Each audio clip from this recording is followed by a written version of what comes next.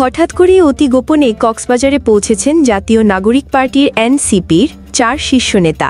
গোয়েন্দা সংস্থা সহ একাধিক নির্ভরযোগ্য সূত্রের দাবি, সাবেক মার্কিন রাষ্ট্রদূত পিটার হাসের সঙ্গে বৈঠকের উদ্দেশ্যে তারা কক্সবাজারে এসেছেন। বিষয়টি নিয়ে ইতোমধ্যে সামাজিক যোগাযোগ মাধ্যমে তুমুল আলোচনা ছড়িয়ে পড়েছে। কক্সবাজারে আসা এনসিপির নেতারা হলেন তাসনিম জারা, হাসনাত আবদুল্লাহ, সার্জিস আলম ও নাসির উদ্দিন পাটোয়ারি।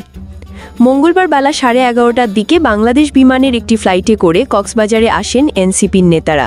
কক্সবাজার বিমানবন্দরে কর্মরত একাধিক ফ্লাইট এজেন্সির কর্মকর্তা-কর্মচারীরা তাদের উপস্থিতি নিশ্চিত করেছেন।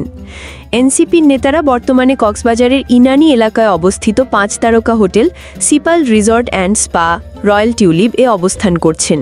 বিষয়টি যুগান্তরকে নিশ্চিত করেছেন হোটেলের এক কর্মকর্তা।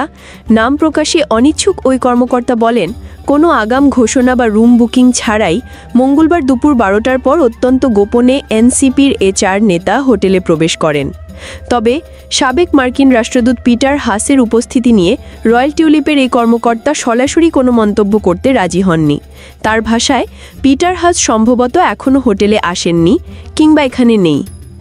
রয়্যাল টিউলিপের আরেক কর্মকর্তা বলেন, পিটার হাসের মতো একজনকে হোটেলে দেখা গেছে, তবে তিনি পিটার হাস কিনা তা আমি নিশ্চিত নই। এদিকে বিমানবন্দরের একটি সূত্র জানিয়েছে, 3:30টার ফ্লাইটে এনসিপির 4 শীর্ষ নেতা কক্সবাজার ছাড়বেন। যদিও বিমান সংশ্লিষ্ট সূত্রগুলো বলছে, গত 10 এপ্রিল বাংলাদেশ ছাড়েন পিটার হাস। এরপরে বাংলাদেশ প্রবেশ করেছেন এমন তথ্য তাদের কাছে নেই। আরেকটি সূত্র বলছে, পিটার হাসের সঙ্গে বৈঠকের নাম করে কোনো একটি দেশের উচ্চ পর্যায়ের প্রতিনিধির সঙ্গে বৈঠক করেছে এনসিপির নেতারা।